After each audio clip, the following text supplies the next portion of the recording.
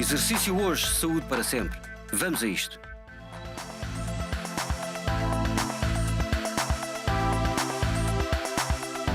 Qual a diferença entre a atividade física e o exercício físico? A atividade física tem a ver com o movimento livre e está associada às tarefas do dia a dia que nós desenvolvemos. Quanto mais movimento nós tivermos nas nossas tarefas, mais ativos nós somos. Estamos a falar de caminhar, de uma simples caminhada, estamos a falar de lavar o carro, estamos a falar de ir a pé ao café, estamos a falar de fazer a cama, estamos a falar de aspirar e limpar o pó da casa, enfim, tudo o que tenha a ver com o movimento livre sem um objetivo pressuposto de melhoria de uma determinada qualidade física. Já o exercício físico tem a ver com a performance desportiva.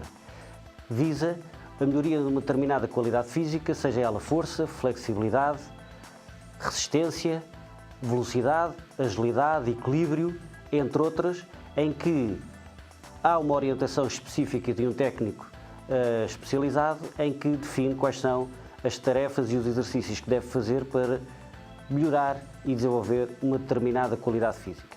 Esta é a grande diferença entre atividade física e exercício físico. A atividade física tem a ver com o exercício livre, sem um objetivo específico para além do movimento. O exercício físico visa a melhoria de uma qualidade física específica da nossa performance desportiva.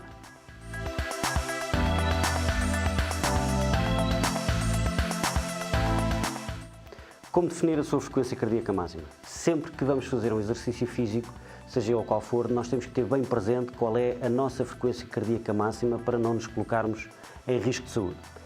Essa fórmula que nós encontramos para definir a sua frequência cardíaca máxima é 220 menos a sua idade e encontramos um valor que é a frequência cardíaca máxima.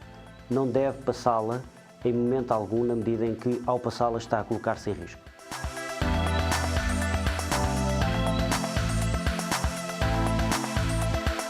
O índice de massa corporal é um índice aprovado pela Organização Mundial de Saúde que tem por base medir a percentagem de massa gorda de cada indivíduo. Em função da altura e do peso de cada um, nós conseguimos definir. Há tabelas para medir o índice de massa corporal. O índice de massa corporal deve estar entre o número 18 e 25 e sempre que está fora deste número está em risco de saúde. Há que fazer alguma coisa.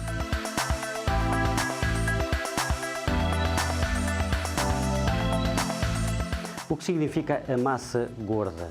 O nosso peso corporal é dado pelo peso do músculo, peso do esqueleto, água e massa gorda. Massa gorda é uma energia acumulada que nós temos no nosso organismo e que é medida através de um aparelho chamado bioimpedância, que é o impulso elétrico que faz comunicação de uma extremidade à outra e em função da velocidade que ele tem de uma extremidade à outra, nós conseguimos calcular qual é a percentagem de massa gorda que o nosso corpo tem associado ao nosso organismo. Quanto maior for a resistência desse estímulo elétrico, maior a percentagem de massa gorda que indica no aparelho de bioimpedância.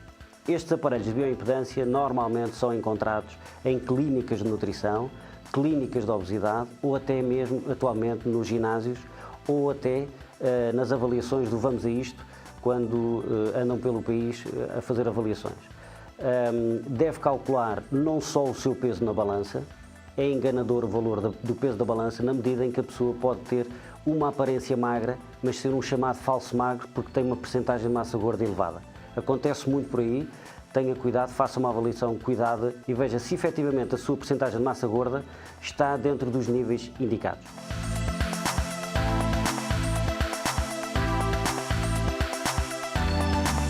Qual a diferença entre o índice de massa corporal e a massa gorda? O índice de massa corporal é dado pelo peso e a altura ao quadrado.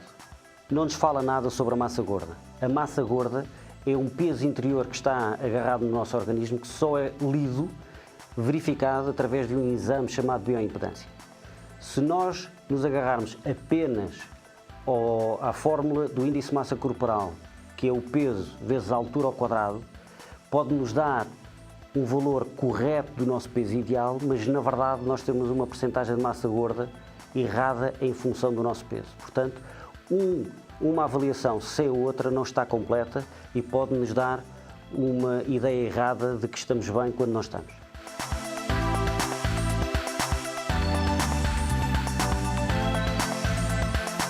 O que significa o VO2 máximo? É um dos dados mais importantes que nós temos em termos de ciência do treino, que nos diz qual é a capacidade cardiovascular de cada indivíduo.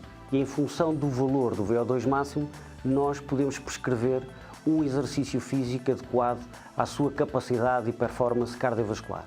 O VO2 máximo tem que ver com o volume de oxigênio que nós conseguimos transportar mediante um esforço e um estímulo aplicado num determinado momento. Quanto mais volume de oxigênio nós conseguimos transportar, melhor a nossa condição física. Há tabelas depois para determinar se o volume de oxigênio definido em determinados testes para verificar o VO2 máximo nos diz que nós estamos com uma condição física pobre, suficiente ou de elevada performance. Onde é que nós podemos medir esse VO2 máximo? Há vários testes, há os testes indiretos no terreno, é muito feito nas pistas de atletismo, podem ser feitos também nos ginásios, nas passadeiras e nas treadmills, ou nas bicicletas e até nas clínicas, ou então até mesmo também atualmente nos hospitais.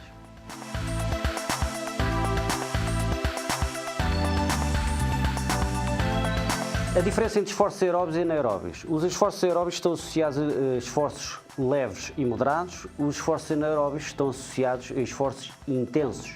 Sempre que nós estamos com uma respiração ofegante e com o coração a bater com muita força, quer dizer que estamos perante esforços anaeróbios. Quando nós conseguimos falar e conseguimos aplicar o talk test, em que conseguimos conversar calma e tranquilamente com um colega ou com alguém, mesmo enquanto estamos a fazer o esforço, estamos perante um esforço aeróbio. O esforço aeróbio é mais adequado a populações idosas e adultas, e os esforços intensos estão mais indicados para a população jovem.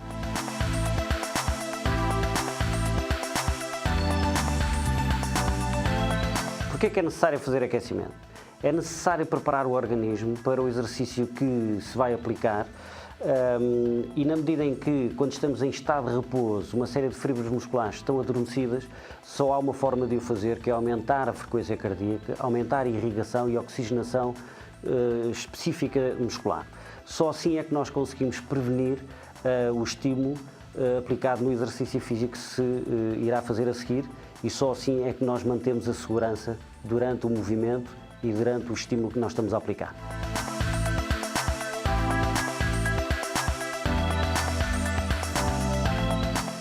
Por que trabalhar alongamentos no princípio ou no fim? Devemos trabalhar sempre em ambos os momentos. Antes do exercício, nós devemos preparar o organismo para a contração forte que vai surgir durante o exercício físico. Aqui devemos estar em cada movimento de alongamento cerca de 10 a 15 segundos. E após o exercício e após o estímulo, devemos novamente trabalhar o alongamento, sendo que aqui trabalhamos numa perspectiva de aumentar a flexibilidade. Neste momento devemos ficar cerca de 30 a 45 segundos em cada figura de alongamento.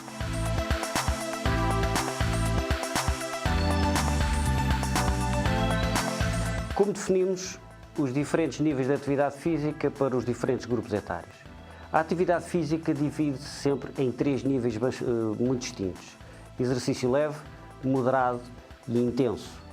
Em função do escalão etário, nós devemos aplicar as diferentes intensidades de atividade física, sendo que os jovens devem andar nos 3 níveis, leve, moderado e intenso. Os de idade adulta devem incidir mais entre leve e moderado, e os idosos nunca passar daquilo que é o considerado exercício leve.